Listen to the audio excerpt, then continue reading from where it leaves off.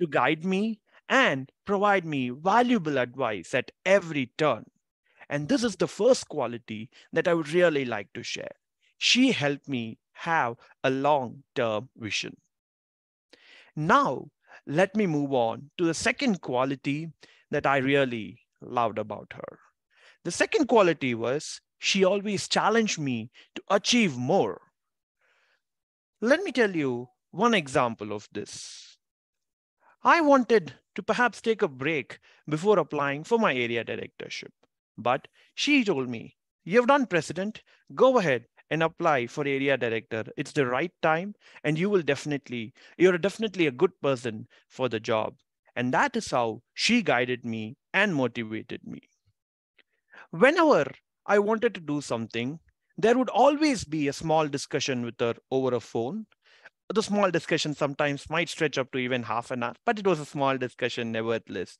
But end of the day, I would always receive valuable advice and more insights on how I could perform something better.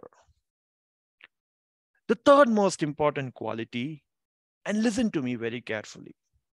Despite challenging me to achieve more, despite helping me have a long term vision, the most important quality that I really admired about her is that she always helped me stay in my own terms. She never tried to influence me. End of the day, any decision that I take would be mine. She would guide me, offer me valuable advice and suggestions, but she would ensure that whatever decision that I took was an independent decision. And that is something that I really admire about my mentor. The final quality that stood for me from her was effective feedback, once again, in both communication and leadership. Be it after a speech that I delivered or my contest speech that I delivered, she would always come back to me with feedback where I could definitely improve and do better. In the leadership journey, this was perhaps even more useful. Whenever I undertook a project or undertook a role, she would always observe me very diligently and carefully, and she would come back to me with a lot of feedback on how I could perform the role better and how the effectiveness of that role could be improved. To be frank, she's always been there for me at every turn and every nook and corner, guiding me and providing me with valuable advice. It is always said that mentoring is a brain to pick, an ear to listen, and a push in the right direction. But from her, I have felt that mentoring is much deeper than what this quote implies. Mentoring is something much more than just a brain to pick. It involves a synergy of goals and understandings. It is not just an ear to listen, let me tell you, but also a mouth to give back suggestions and improvements that help me. It is not just merely a push in the right direction, but a guiding light that constantly throws light on the path ahead. And perhaps that is what I am lucky enough to have received from my mentor: an understanding of my goals, drawing of a long term plan, and constant and effective feedback at each and every turn, while always allowing me to be myself. And that was a reason, perhaps, why I did not share this speech with my mentor beforehand. I wanted it to be a note to her. Thank you, distinguished Toastmaster Nina John, for being there and for mentoring me. Back to you, Mr. Toastmaster of the day.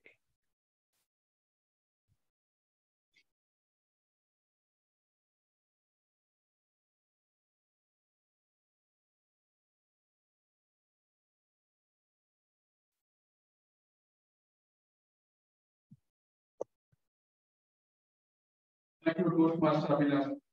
Amazing speech about the mentor, DP Abhilash.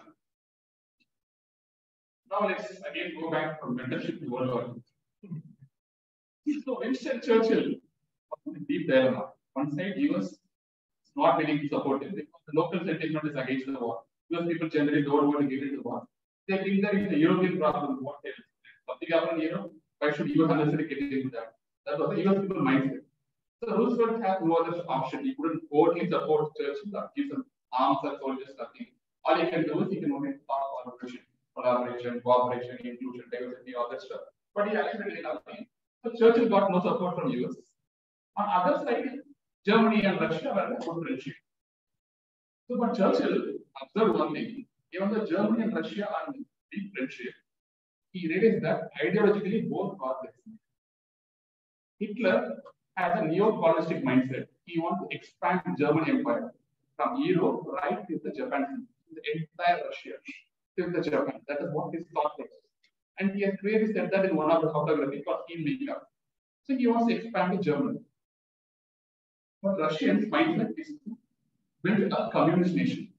He wants to expand communism into Europe. So ideologically, they were different. Just because it was strategically convenient, they just acted like they are good friends.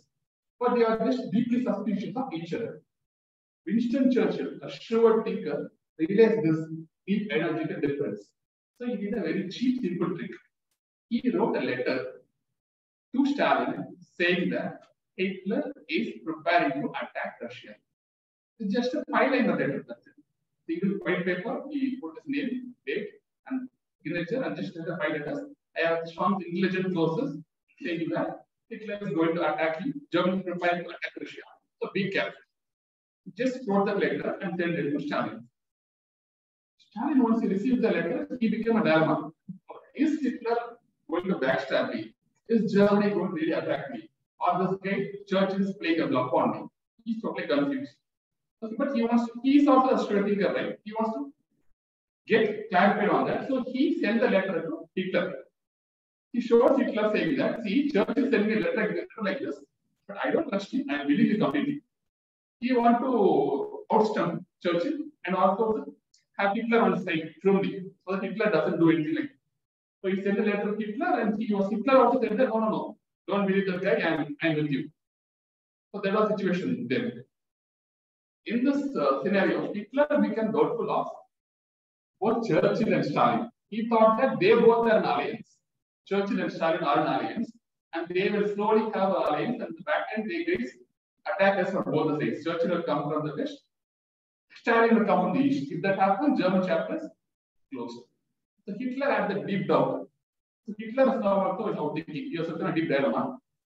So he went to a vacation on a resort in Alps, which the German government won, and he sent everyone. He was in a seclusion for almost 4 or 5 days.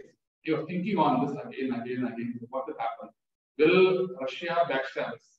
Will Churchill and Stalin become friends and attack Germany? He thought this for a while, and one news came to him. The news was that a British emissary went from London to Moscow. Again, this is a Churchill wish. So he sent emissary. He wanted to just open up some channel of communication with Stalin. So he sent emissary. This news came to him. But this news, Stalin did not say Hitler that. He found out that it's happened. So this made him more and more confused. So now he took a major wrong decision. So his Nazi mindset thought that no, Stalin and Churchill are in the back-end alliance, and they are just waiting for the right time to attack Germany from both the fronts. That wrong thought process came into his mind, and he wanted to outwit both Churchill and Stalin and decided to attack. So he named the operation called Operation Blitzkrieg. He did on both the sides. This side he was already attacking, but he started to attack more. He captured Paris and started to move towards the edge of France. This side he started a major operation against Russia. Now Stalin was totally confused. He thought that he completely backstabbed Hitler. I was believing Hitler so much that I shared the letter which Churchill sent to me to directly to Hitler. But even then, this guy has done such a nasty thing. Now he had a phone call with Churchill, and they decided that we can't believe Hitler anymore. So let's both build alliance. I will also join allied group. I walk away from group 2 and come to group 1. I will also become an allied person. And that is when the UK and Stalin, Churchill and Stalin started to work together. See, one single letter, just a 5-liner letter, changed the complete course of the world. Let's move to the next segment. There are both such stories to share. The next is the time to invite our table topic master, Toastmaster Naveen. Toastmaster Naveen is also a long time Toastmaster in India. He grew up in front of my eyes from a third in the past. Then he took up secretary, VP membership, VP secretary, and PR. Then he became VP education, and then now he's president of the club. So his growth is phenomenal, and just like his journey in Toastmaster. With my junior class, I welcome Toastmaster Naveen.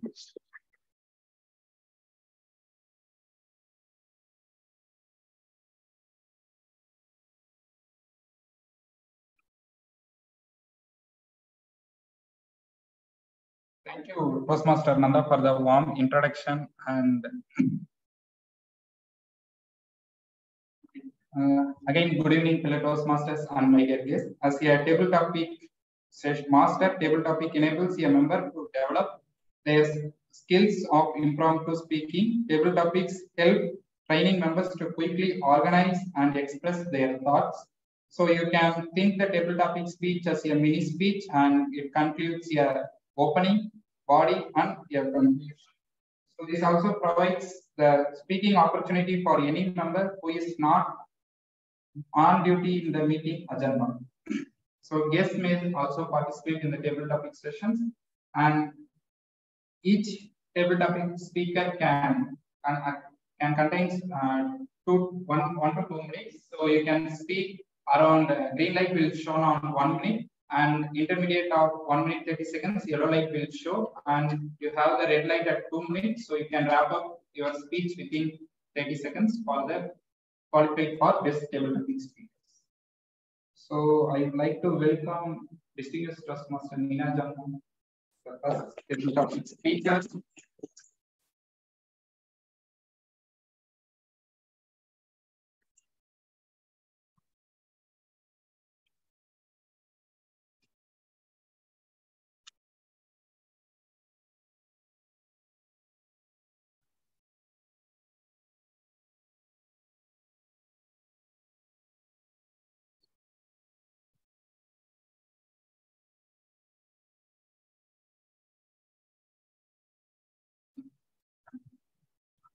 Your topic will be great leaders have 3 things: inner light, inner vision, and inner strength.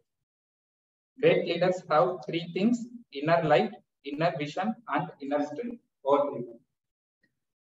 Thank you, Toastmaster Dave, fellow Toastmasters and guests. Great leaders have 3 things: inner strength, inner vision, and inner light. I really wonder how far this is true, because you have another quote from Shakespeare, which says, some people are born great, some people achieve greatness, and some people have greatness thrust upon them. So if you're going to have greatness thrust upon you, I don't think you have the inner light to begin with. But definitely, if you have a vision, if you have a purpose in life, you will see how you achieve that, and you will motivate other people, you will inspire other people to follow that path. So we're talking about different people. Mahatma Gandhi, for example, set out as a lawyer, set out to be a lawyer, was going to be, he went to London, passed his exams, and he was going to, all set to be a rich fat cat lawyer kind of thing. But it was only when he saw the inner light and realized that, yes, I have something to do. I can rescue my country. I can do things that will clear the injustice that is going on. Let me mitigate that in some way. So that's what his vision was. And once he was clear about the vision, then he found the inner strength to follow that and to ensure that other people were also persuaded and influenced by this. So that's what we are saying, that if you have that inner strength, I think you will find it in circumstances. It's not that you don't know if you're born with it or not until circumstances force you to do that. And if you have that vision also will come only later in life. It's your circumstances in life that build you up to do that. And once you have that, then you're very clear and unambiguous in your goals. Then you're able to achieve what is required. So I think maybe I'll change my stance and say, yes, leaders do have inner strength, inner vision, and inner light. Over to you. Thank you, distinguished Toastmaster everyone, for the wonderful performance. And I would like to welcome Toastmaster Srikanth Krishnan to the stage. Your topic. Let me first. Thank you. The biggest adventure you can take is to live the life of your dreams. The biggest adventure you can take is to live the life of your dreams. What is? Good afternoon. How are you all doing? Thank you for coming in this afternoon. I truly believe that each one of us are destined to live a life that we really want to live. There is no doubt on that. If there is an occasion that would say, yes, it is true that has happened is, of the 400 million genes of your father, it was that one gene which went and fertilized the egg in your mother's womb, and you are born today. Even before you came into this world, you had been successful. And you have no reason not to be successful in this world. The true example of leadership or to live a life to be successful is the example of a lion. If you look at the lion is not the smartest animal in the jungle. The lion is not the heaviest.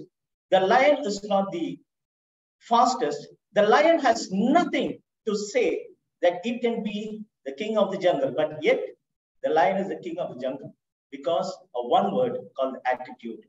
If each and every one of us here can bring that attitude of becoming successful, irrespective of what your friends, peers, or anybody say, you can truly become successful. And I am a living example of that. Started from scratch, finding difficult even to find one square meal a day. But I had the vision, I had the determination that I wanted to become successful in my life. And this part that I have come from that attitude of never saying die, and by the grace of God. So all of you, if you can have that attitude, whether you are smart, whether you are educated, or whatever may be the shortcomings in your life, you can still become successful if you have the right attitude. And I hope you bring that attitude out and become successful. God bless you, and thank you very much.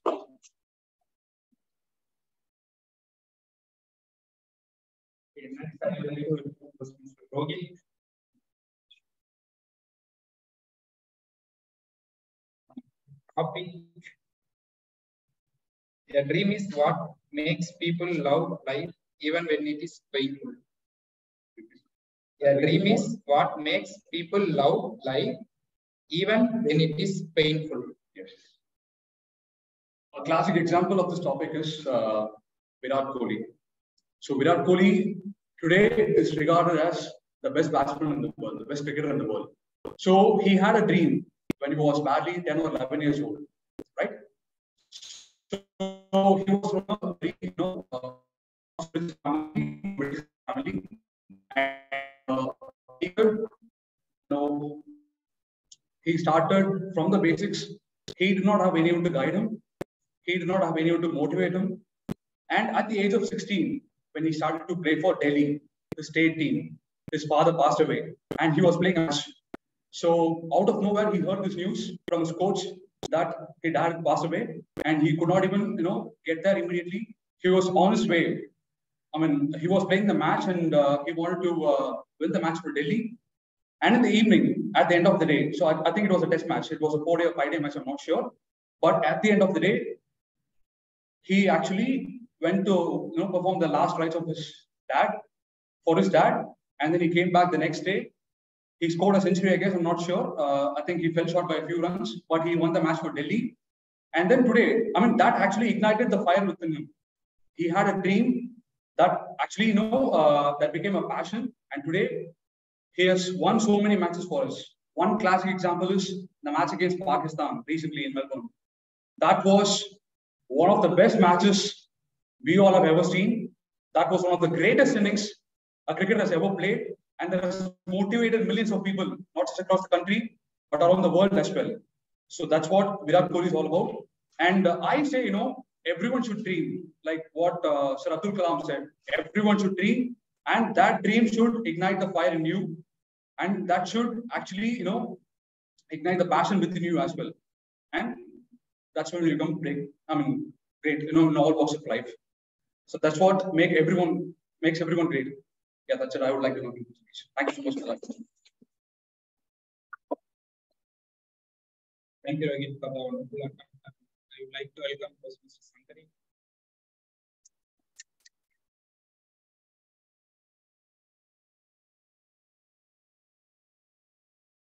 Your topic will be some people come in your life as blessings, some come in your life as lessons. Some people come in your life as blessings, some come in your life as lessons. Over.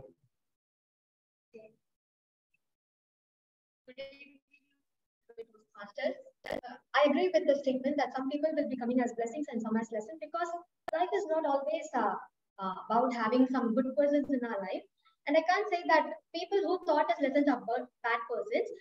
We all have different opinions and we all have different attitudes. We just strike each other with differences.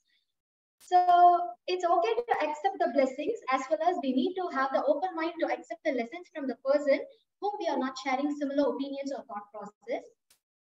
It makes us a better person. It makes us to grow in our life. And as a learner, getting learnings is something which is more important rather than getting blessing, I think so. Because people whom we feel blessed tend to support us at a difficult period of our life. But those who taught us lessons serve us to find the more inner strength of us and make us to be a person whom we want to be. It is something which we crave for. As one who spoke before me said that most difficult situation at times seems to teach us something new. And like Virat Kohli, how he got ignited of the situation and he proved himself to be the best of best. So let's welcome the lessons and be a better person each day.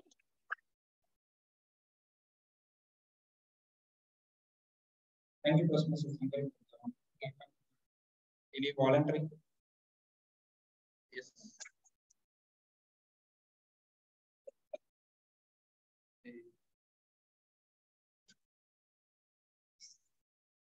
Your name and this topic will be mistakes are proof that you are trying. Mistakes are proof that you are trying. Yes, hello everyone. It's Practice, and sorry for not speak well this first time. And mistakes are proof that you are trying. Yes, sometimes we try something and we may fail. That could be for next step. It could be a positive way that we have to take it. Sometimes we fail, or sometimes we do better next time. We have to do continuously. There is quote I remember that we have to continuously try, even fail also. You will be sometimes you will be what to say. You will be a seed. Sometimes you can be a tree, or you can be a fertilizer to the land. That is the meaning of that we have heard. Yes, yes, I think we'll close. Thank you.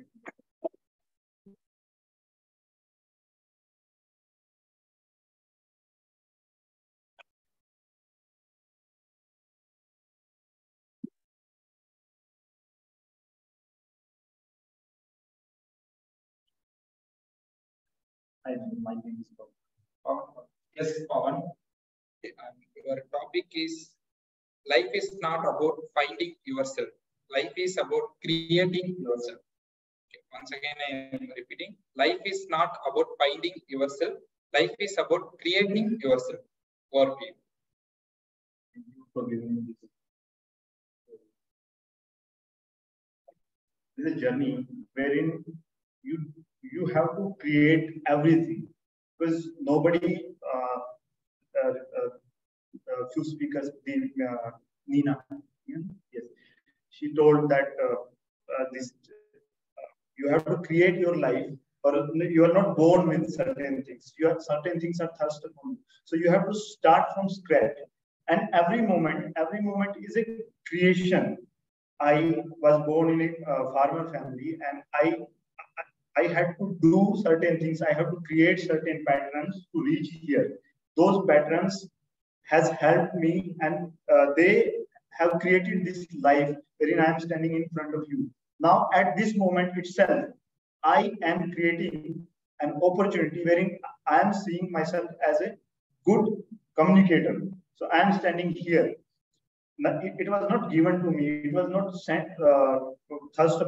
I have to thirst upon this on myself, because even while coming from my home, I was not sure whether I will be going or not going.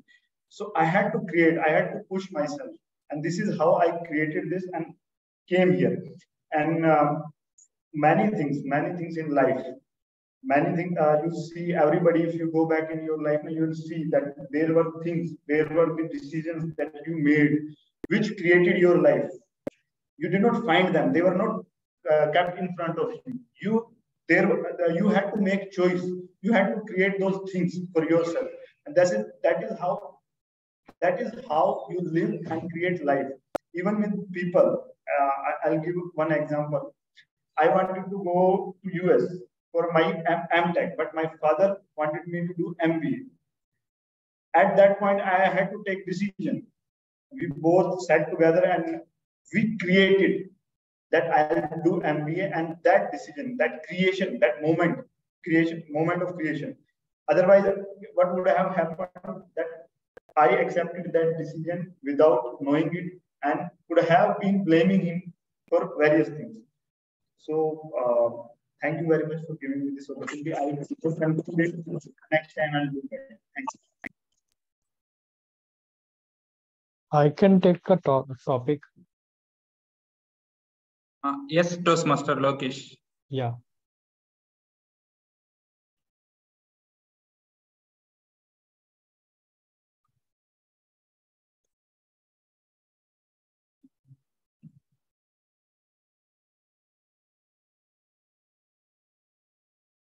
Your topic will be,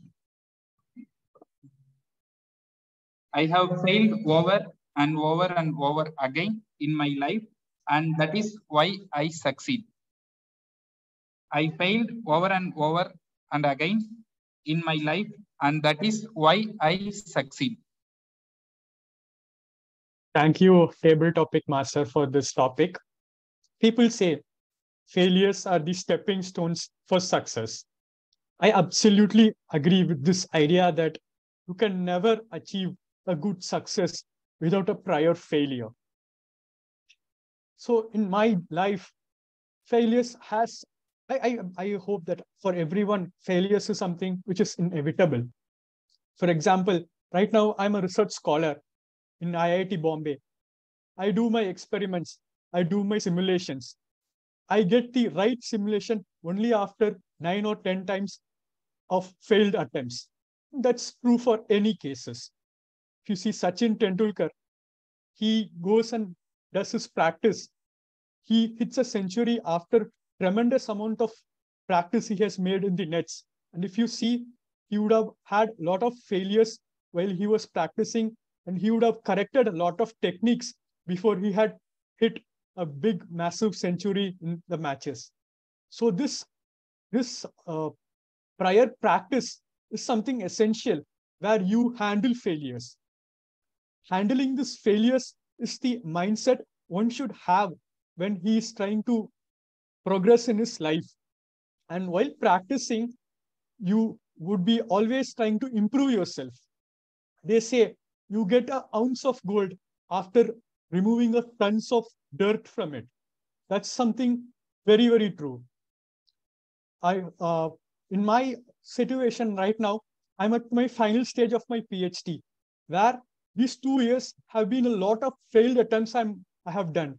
Now I feel I'm going through this phase where I'm going to get that ounce of gold after this tons of failures which I had faced in the last couple of years. And on overall message which I would like to tell you is that go through these failures, you will get that ounce of gold in your life. Thank you, and over to you, Table Topic Master.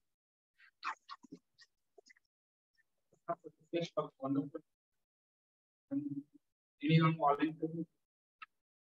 Let me welcome Toastmaster Kelvin to the line.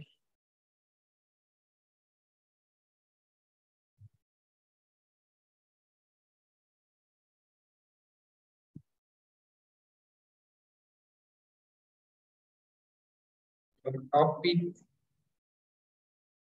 if you want to shine like the sun, first burn like the sun. If you want to shine like the sun, first burn like the sun. Thank you, Toastmaster.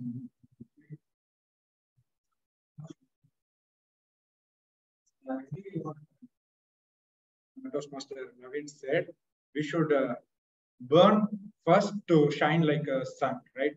We should not sit in our home doing nothing and expect success in our life. So if you are really expecting success, what you have to do, you have to step out and you have to take the successful person as an example, and then you have to try to like imitate like him at least, so that you will come to know how he had suffered a lot to attain that area. Like burning is not like a easy thing; it's like a suffering kind of feeling. But the suffering will bring you the blessing.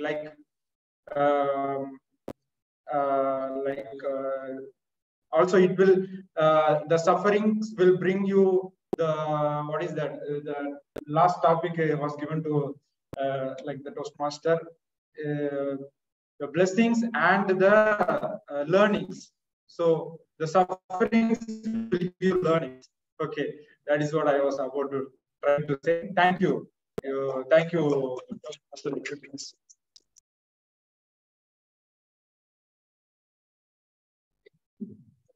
Toastmaster Leander.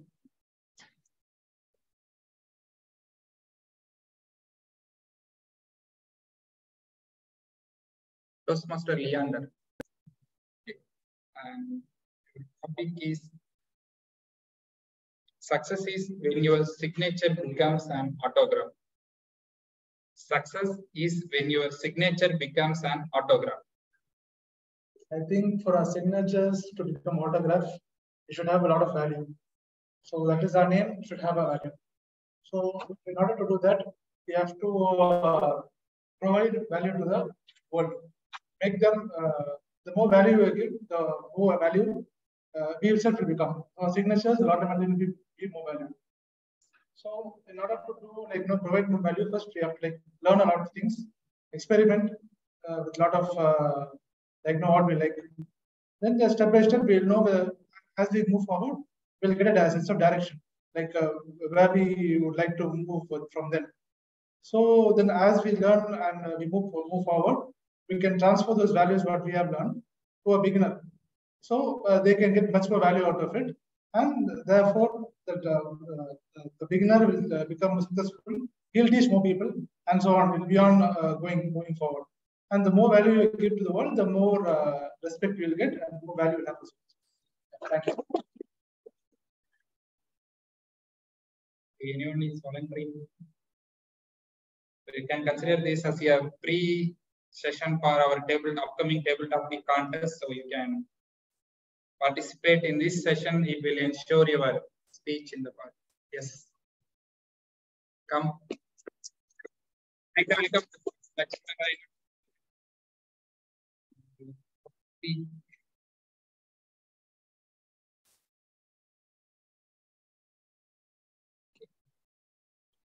I have not failed. I have just found 10,000 ways that won't work. I have not failed. I have just found 10,000 ways that won't work. Thank you, tabletop master leading Toastmasters. Yes, I have not failed. I have found 10,000 ways how it doesn't work. I think probably we got this quote from one who invented bulb, Thomas Alva Edison. Because for him, for us, when we say with success, I don't believe in the term of success. I'm seeing a lot of this tabletop is going on success because I don't want to measure the success. I just want to measure like happiness, how much happy I am. That's it. Because success and failure are relative terms varies from people to people. But here, in respect to what Edison was talking about, is that he made such a huge attempt to invent a bulb.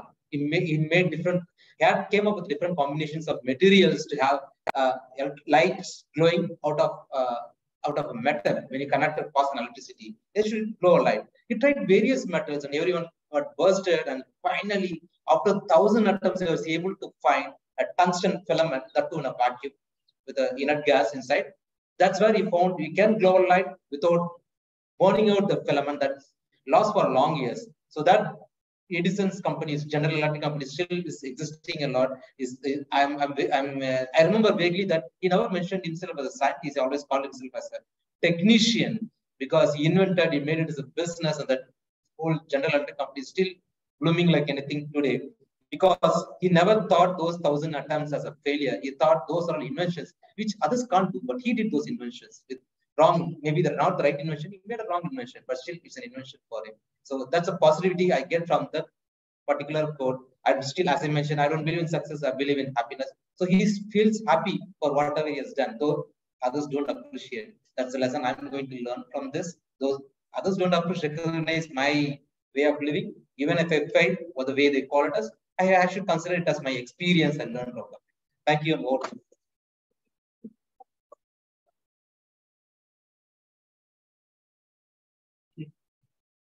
Toastmaster Anirudh. Am I audible? Yeah, yes, Toastmaster Anirudh.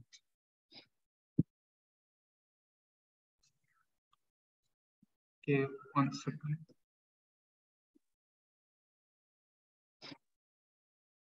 Yeah.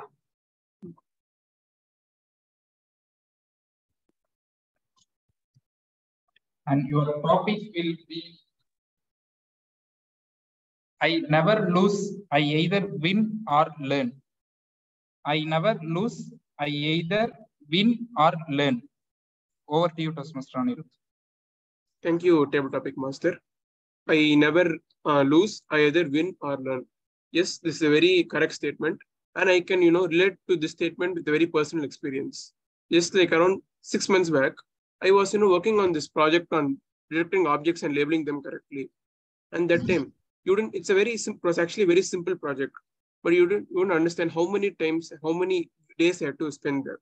Sometimes I used to make very simple mistakes.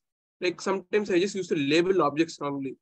Or sometimes I made a small error in my code that my program, which was running for nearly 6-7 hours, I would have to rerun it again and again. But over time, I started learning where I made mistakes. Sometimes I used to just go for sleepless nights. I just used to stay awake for 2 days or something just to make my model work. But then each and every time I used to feel like this model is gone, I'm just going to flunk this project or something. But I kept trying and trying. And over time, I learned where my mistakes were there. And finally, after some 2 weeks, I finally got my model working perfectly right. And therefore, I wish to say that you never lose. You just keep learning. And if you keep learning, at some point of time, you will win. So it's always a win. Thank you, and over to you, Table Topic Master.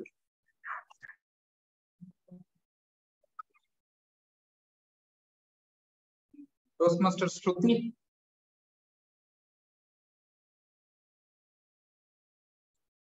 Toastmaster Shruti. Okay. Toastmaster Madhu. Yeah, Naveen, hi. Yeah. Second. Spotlight. Yeah.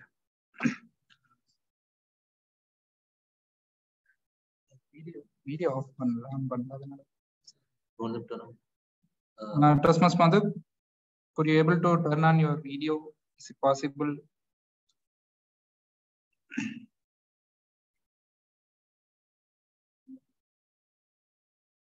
Madhu, can you able to hear us?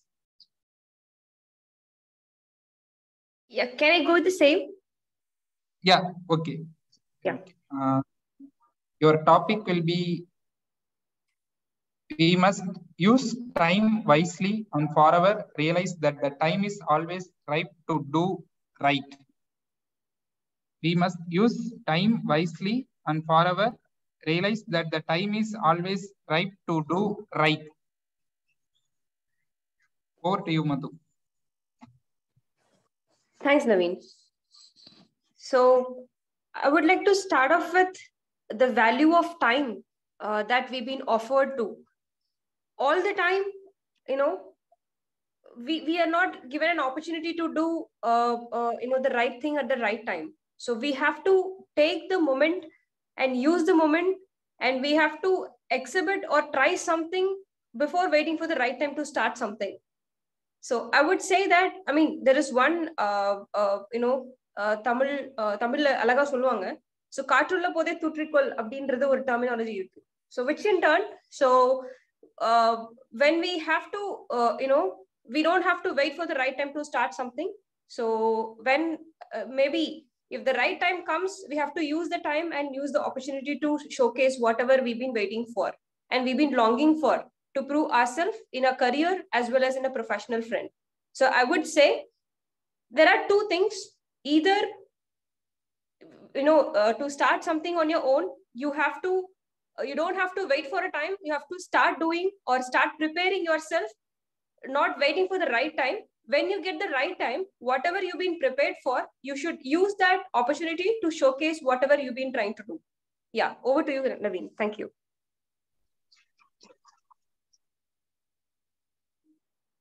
Thank you, Toastmaster Madhu. And Toastmaster Shruti, would you like to take a topic?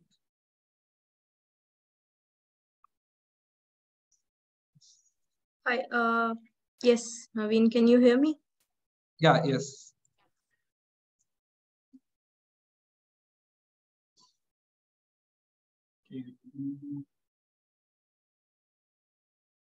Your topic will be, a winner is a dreamer who never gives up. A winner is a dreamer who never gives up. Over to you, Shruti. Thank you, Naveen. Thank you, Toastmaster Naveen, for the topic, and good evening to fellow Toastmasters and their guests. A winner is a person who never gives up. This actually sums up very beautifully, because when we think about great people, we always think how they manage to go to the top, whereas other people on the other line also have the same opportunities, but only few people go to the top.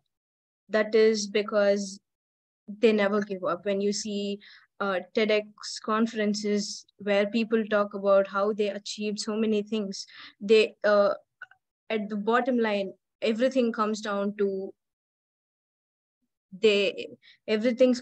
comes down to not giving up, or not giving up on your dreams. Because when we think of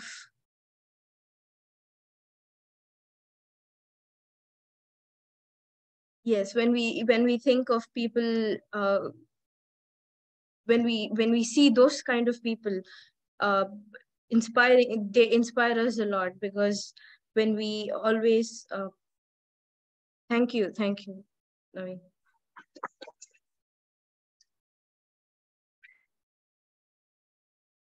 And Toastmaster Karthik. Yes, Toastmaster Naveen.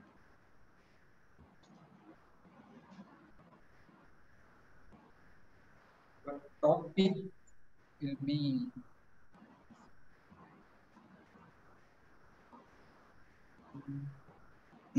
okay. Believe you can, and you are halfway there. Believe you can, and you are halfway there. Over to you, Thank you. Toastmaster Karthik. Yeah, thank you for the topic, Toastmaster Naveen. Good evening, my fellow Toastmaster and my dear guest. So, believe in thing, then you will be in a halfway. So, when you are in any plan, whether it might be in the professional or it might be in the professional or personal life, first thing is you have to believe, yes, I can. The statement, yes, I can, will brings you the confidence. When you are in the confidence, it takes you the courage to complete the activity or complete the task.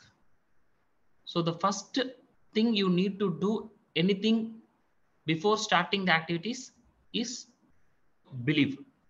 Once you believe, you have a confidence. Once you have a confidence, you have a courage. Once you have a courage, you have a clear plan in it. So it will be easy for you to execute even when you face any issues or even when you face any hurdles during the time of the thing. So that's all from my side, Naveen. Over to you. Thank you all.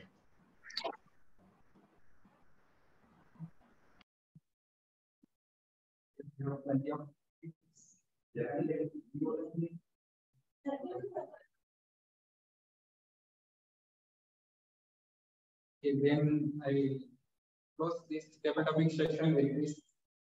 So I will hand the stage to our Toastmaster presentation.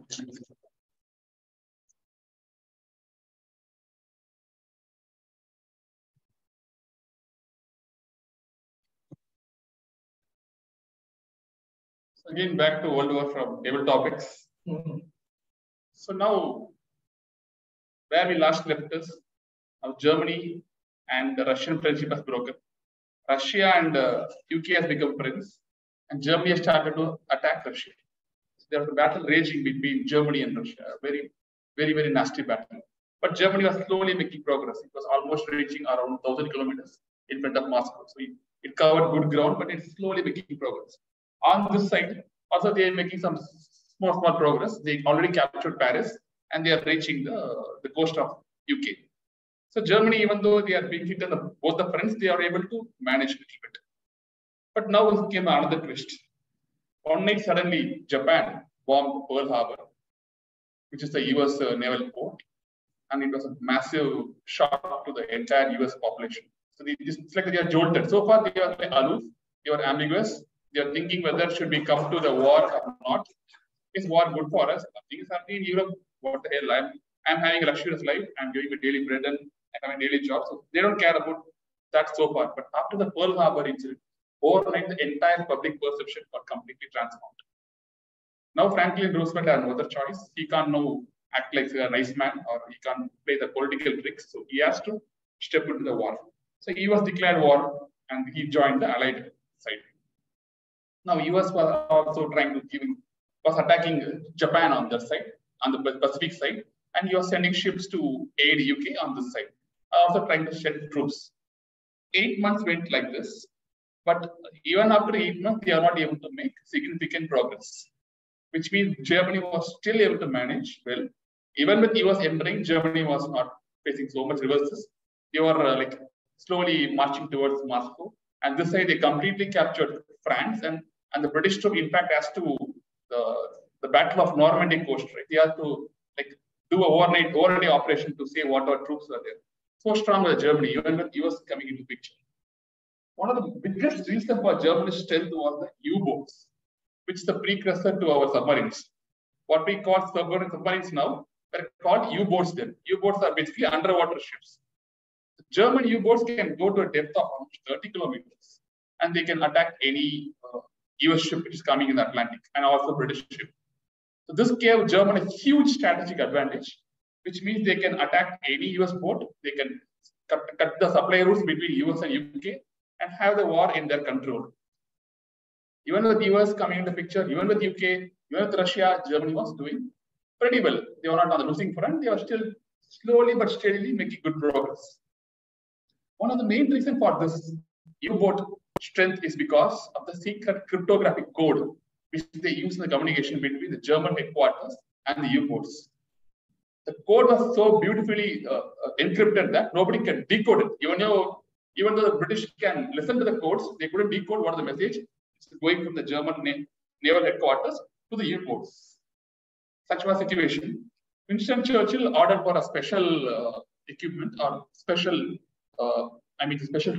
He found a special organization which purpose is to break the U-code and try to decipher it and understand what is the actual communication between them, between the German headquarters and U-boats.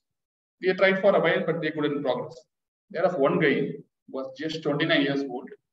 He designed a machine, a computing machine, which could probe decrypt the code of the Germans and exactly see what the message that is. This was a strategical difference which made it. Now British can beautifully understand what is the communication, they could use easily plot around that. Okay, U-boat is there in this location, let me work around that. Or let's attack the U-boat, comply to supply rules. And this was the difference, which made a huge difference in the World War. Slowly, the Allied war now having more control. German U-boats are one by one getting destroyed. Germany was losing the battle of the naval in Atlantic Ocean. It was all possible because of one guy. Does anyone know who that guy is? Alan Turing. Alan Turing is the guy who designed the machine, which decrypted the communication between the German troops, and that was a major turning point. But the sad part is Alan Turing never got credit for that. He was deemed as a homosexual, and he was chemically incastrated.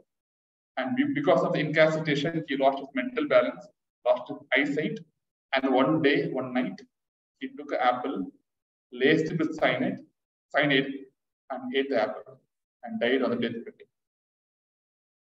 That apple is now the logo of Apple company. Steve Jobs wanted to give the new grade to Alan Turing and kept that apple as the Apple's logo.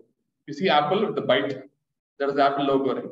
That is the apple which is made by Alan Turing. That is what Steve Jobs said when he launched Apple company. But after 2005, the British publicly apologized for having a non-homosexual stand, because now homosexual becoming not such a wrong thing in West world. So British publicly apologized to the Alan Turing family and the descendants, and they issued a British note. So what the British note had only the British Queen on that. First time in the history, in 2015, they released a note with Alan Turing's image on it, because they want to give him the credit which he was due to him, because he was one of the important persons who changed the course of World War II. After British could decode the U-boats, Germans slowly started to lose their strategic advantage in the Atlantic Ocean. And slowly the British and US troops were able to land on the French Ocean and start their attack towards Germany. And they could also pass message to the Russians. Or they could decode the message between German headquarters and the German troops in Russia. So they passed the message to the Stalin as well. Stalin could also powerfully plan the counterattacks, and Russia could also advance towards Germany. Slowly, Germany was sandwiched between both the sides, and they had no other choice. Hitler committed suicide one night. And slowly the World War came in, at least in Europe. Japan is a different story that needs another TOD meeting totally, because there's a bigger history. What happened on Pacific? Why did Japan attack Pearl Harbor? Why did the US came into the war? There's a different history. We have not much time to do that. So this is what happened in the World War II. But there are some important lessons we need to learn from this entire history. I'll share in the next segment. It's the time to invite our gender evaluator, Toastmasters. You perform the earliest. Thank you, T. Modi, for wonderful insight on World War II. Now we are almost nearing the end of the Toastmaster meeting. That is evaluation meeting. In the initial segment, I said there are two things which will be helping me. One is prepared speech, evaluator to evaluate prepared speech, and the second one is to evaluate to our tag team, and the third will be my report. So to evaluate our prepared speaker Abhinash speech, I request evaluator Syed Kalwar to submit your report. Syed Kalwar, control. Thank you, Toastmaster Guruvariappan. And thanks for reminding me that we have to complete the self-evaluation. Most of the corporate have, even I have my direct report is I have to complete tomorrow. Thanks for reminding me. Good evening, Toastmasters, my dear guest, and special good evening to my target speaker. My target speaker is not required any introduction. He knows by his name, role model for new joiners and mentor for a lot of team members. He was a CTM president, area director, and currently multiple words like playing VPE. Toastmaster Abhilash. Toastmaster Abhilash, it was a good start with twist that not shared your script to your mentor, and you shared 4 good qualities of your mentor in stages. Like first quality, you mentioned that encouraging long-term goal, and then you said challenge to achieve more. The third one, on my own. The last one, you said effective feedback. Yes, we were able to witness your path completion in Toastmaster with the help of your mentor, and the best practices where your mentor is approachable and provided guidance throughout your mentorship, started as a team member till the area director role. And I was also expecting a scenario some tough situation where your mentor has actually given you how to handle the situation and help you to come out of the situation. As you as a mentor are also looked on like how your mentors is help you to become you as a good mentor and a good leader. There are a lot of good for thoughts.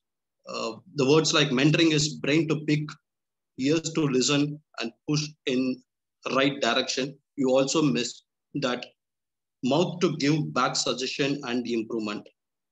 So overall, it's we can able to witness like how your mentor has mentored you and to you become a good leader, good mentor in the entire leadership and Toastmaster thing. I was actually trying to look from the first start, like whether you will reveal your mentor name. But yes, suspense revealed in the last, like what is your mentor? Who is your mentor at the last? So that has given again the suspense to the over.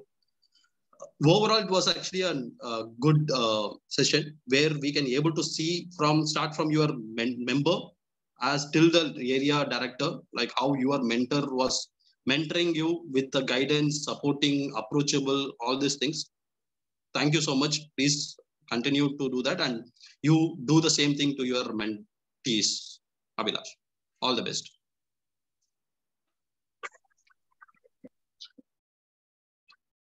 For that wonderful evaluation. And also, now it is time for me to call my second team report. Timer Toastmaster commentary. Please submit your timer report.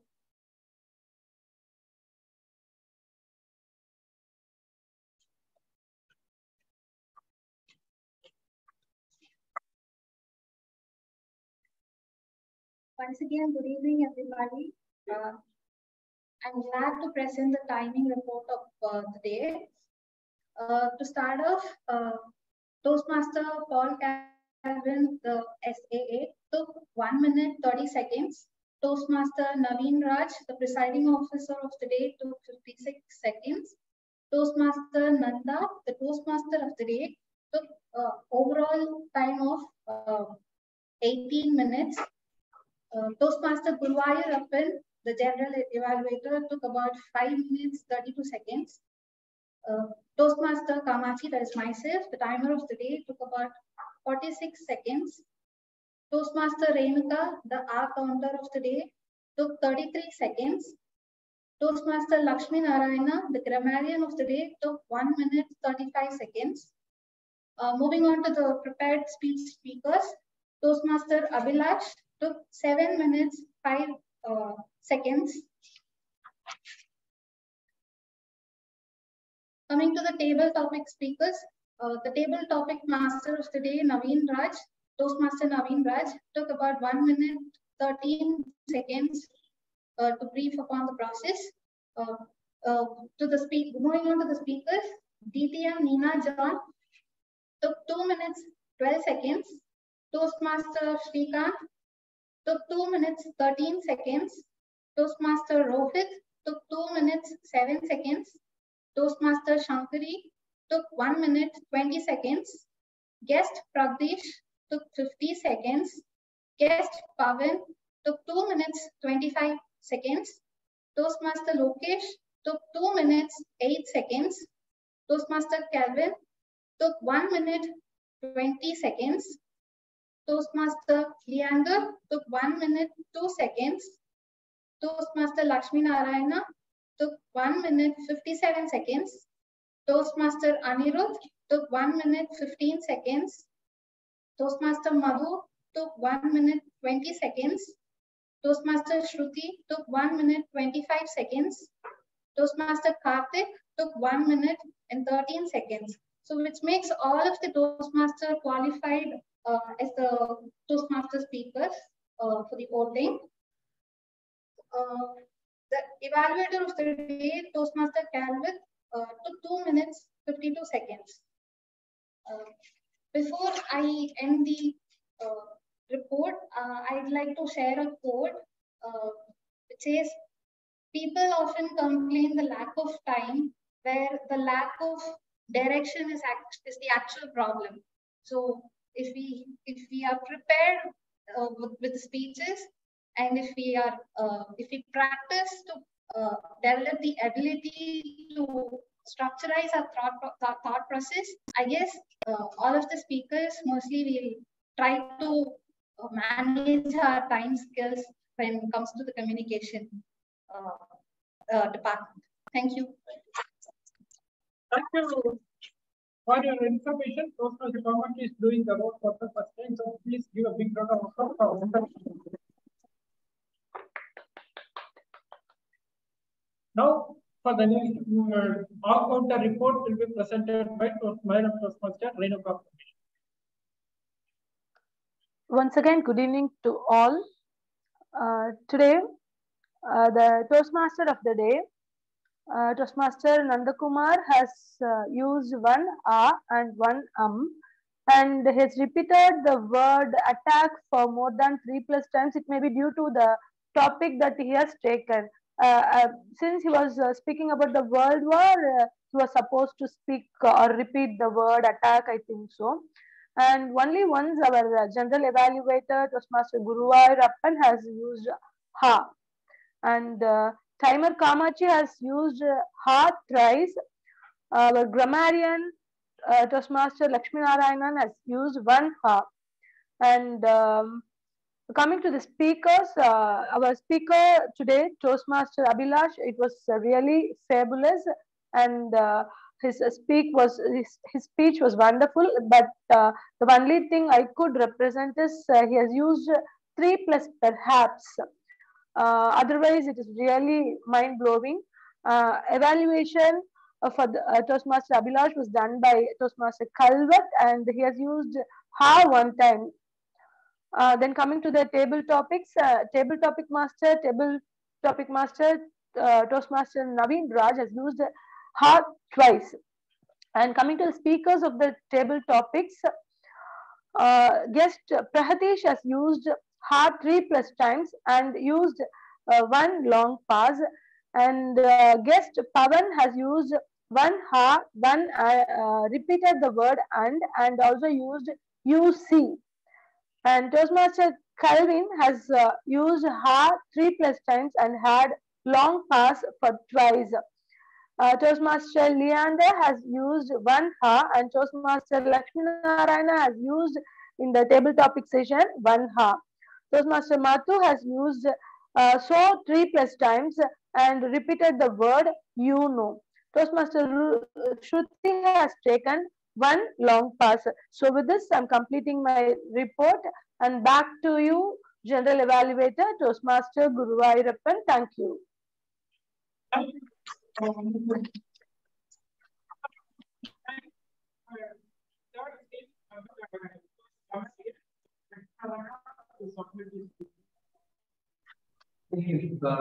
Toastmasters, yes, once again. Let me first congratulate Toastmaster Nanda for this award today. Thank you for giving me a lesson, and we will learn lessons later. Okay. Before I start, I just want to quote what our timer mentioned, that people often come a lack of time. Actually, it's a lack of direction. But today there is, please accept, there will be, I'll accept there will be some more, I'll be taking more time because there are close to 15 table topics. So I'm trying to cover as much as possible. With the permission from the timer, I'm going to take a little bit extra time. Okay. So begin with the good usages by timer. One was inculcate, which means that teach and impress by frequent repetition. And then our Toastmaster of the day gave a huge speech on World War II. There are a lot of things to be covered. I'm just making good points out of it. One is that is from the lessons from the World War II.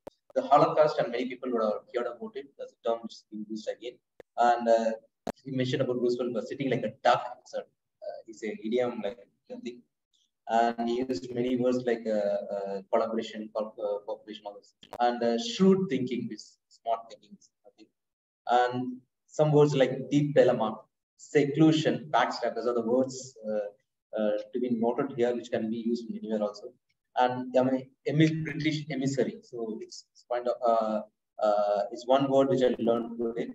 And then the other terminology like U-boat, cryptographic code, and all those things, and change the course of time. So that's from Toastmaster of the day. And coming to the prepared speaker, there was one prepared speaker today, and it was Toastmaster Abhilash. Did his speech about his mentor. He mentioned about accelerated roadmap, stay in my own terms, and then he gave a good quote like, mentoring is brain to think and ear to listen. That's a good phrase I hear today. And equally, the evaluator also gave quote like food for thought, which he used mostly, and this he used it right. And then moving to the table topics, because I'm just going to read out quickly one by one. Distinguished Toastmaster Nina Jan ma'am mentioned about some people are born great, some people are thrust upon. That's a good phrase we need to. I wanted to take away from here and mitigate. And Shrikant Kuttikishnan about Navasedai attitude. And I quite often hear that one square meal repeatedly, but I was trying to get the real meaning of it. And then Tim Rohit about ignited the fire, the about. And it was also used by the other table topic speaker as well.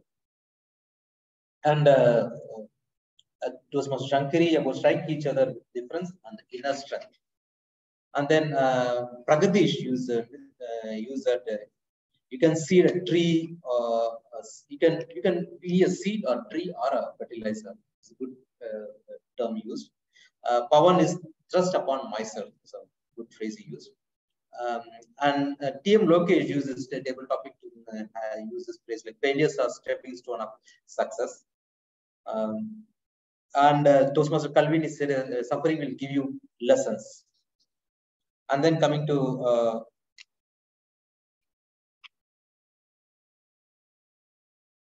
and the last one is from Toastmaster Karthik, the yes I can attitude. So that's it from my side. I just want two minor suggestions I could see is that sometimes while talking we use this plurals and all the different ways. Like for example, say can contains, it could be cannot be that way. It could be can contain. Could broke something. You could break it, something like that. So I'm not a good English speaker also, but we can learn it through it. But something which looked obvious to me, I'm just mentioning. So other than that, it was a wonderful session over here, and this I'm signing off and handing over. Wonderful detailed report. Now it is time for my report. So meeting started on time. So kudos to Sergeant at Arms, and the President also started very early and very positively with a full of energy. Then Toastmaster of the day, because today I learned more about World War II and the insights which was not taught in the schools. So thank you, sir, for letting me know about more facts about World War II, and it will continue in the we had a wonderful discussion today. Now coming to table topic, Master, the topics are very lengthy, and sometimes I found my topics are very difficult to understand. So I don't know how speakers understood the topic and spoke. First of all, kudos to all speakers who participated in table topic. So I suggest table topic, Master, to prepare topics at least for the guest, for the sake of guest one-liners. If you Google, you can find the more than numerous one-liners, so which will make people to feel more comfortable. So it will also convert potential guests into members. So TT Master is also another potential reason for the conversion, also useful for conversion. So apart from that, now coming to evaluation segment, Syed Kalwar did a wonderful job. He really explained feedback, gave a constructive feedback to Toastmaster Abhilash. And then my tag team report also did a wonderful job. And overall, meeting is started on time. We are on the verge of completing it on time. So with this, I hand over the control to Toastmaster of the day. Toastmaster, wonderful.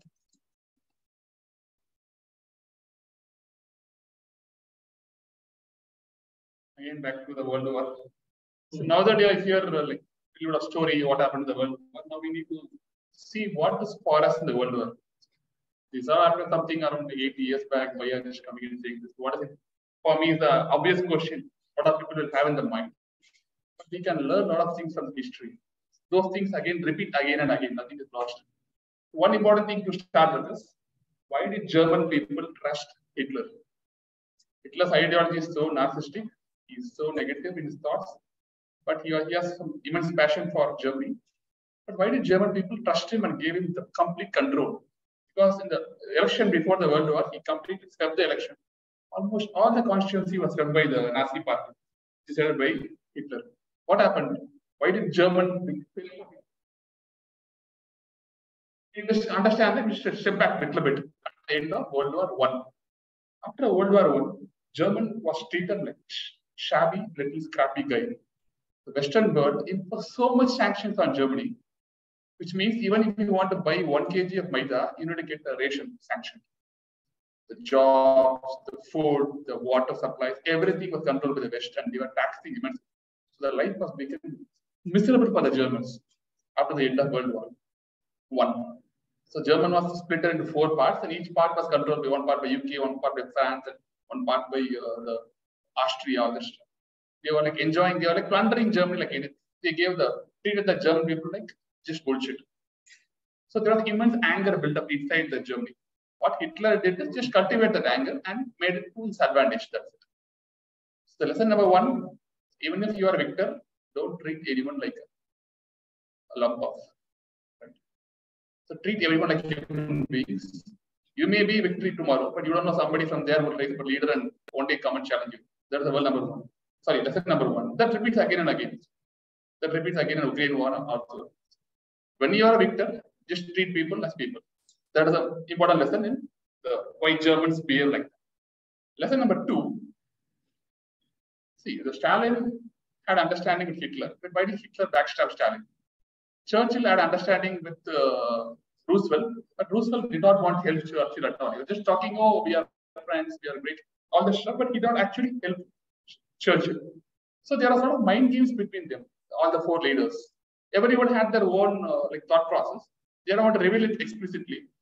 But what single thing drove them to their own thought pattern? Any thoughts?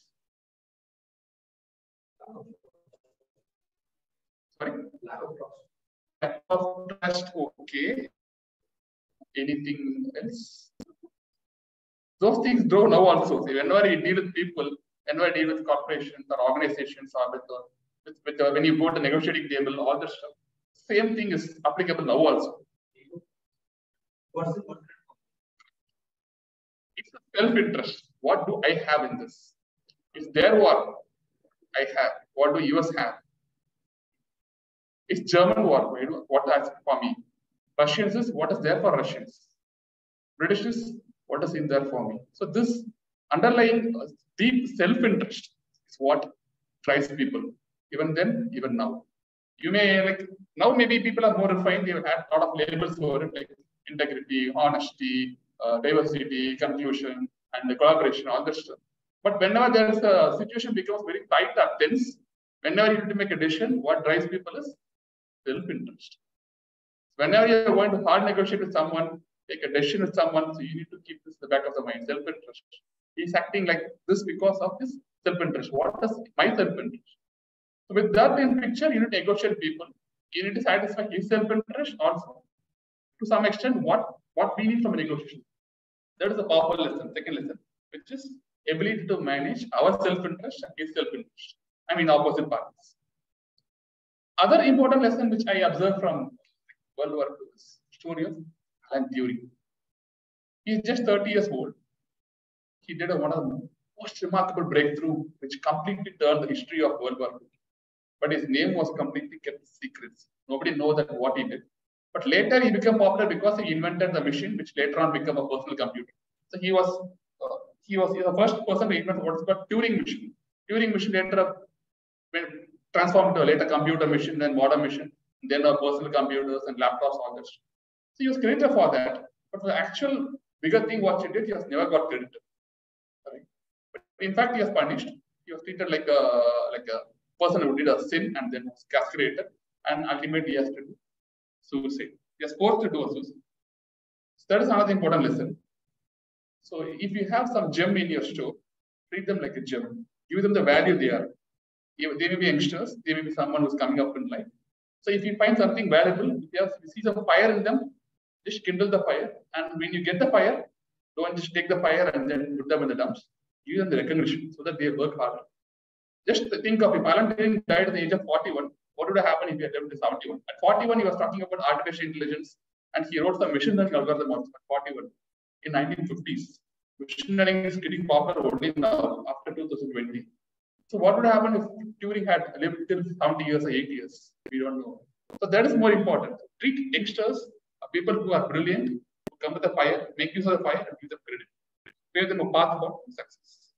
So these are 3 lessons which I observed from World War II. There are a number of lessons. Take up time and just closing here. And hand the credit to the presiding officer, Toastmaster.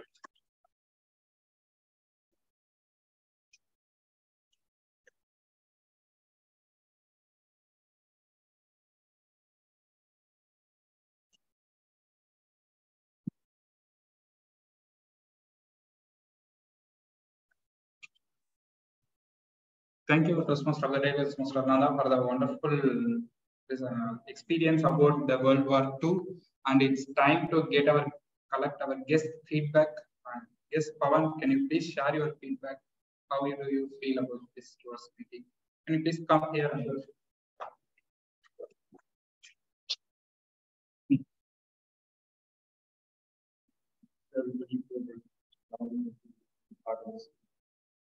My first experience was fantastic. The way Abhijashma sir, your name is Nanda.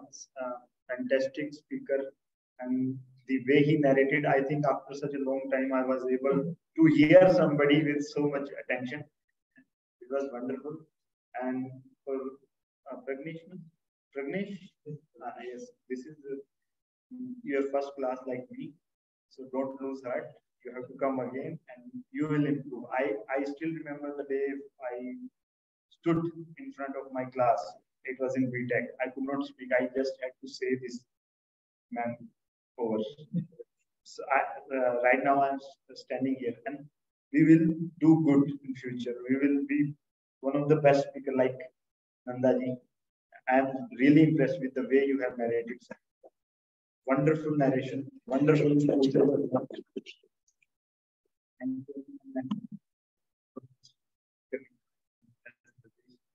He took the topic and then used wonderful words, and the way he narrated this.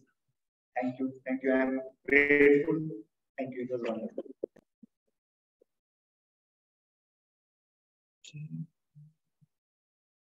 Okay, nobody is there. So.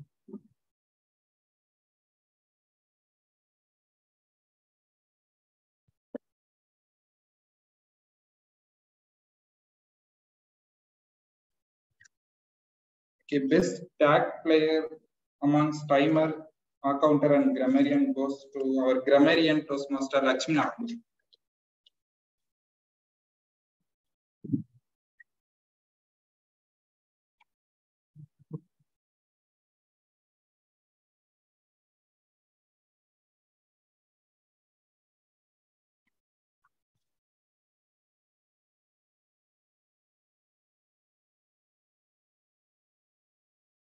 Best role player amongst Toastmaster of the day, table topic master, and general evaluator goes to our Toastmaster.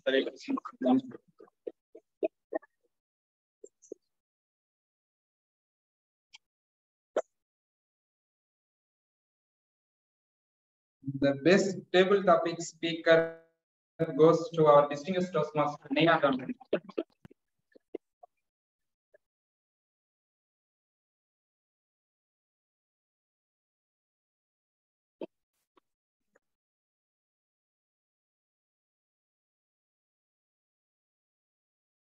With this, we came to the end of our meeting, and I officially declare meeting number 868 closed, and we will meet again in the same venue at the next week, Sunday 4 to 6 p.m. And I request the Toastmasters of members of Chennai Toastmasters Club to please stay on to have the conduct. We are going to have business meeting, so please stay here. We will start business meeting in 2 minutes.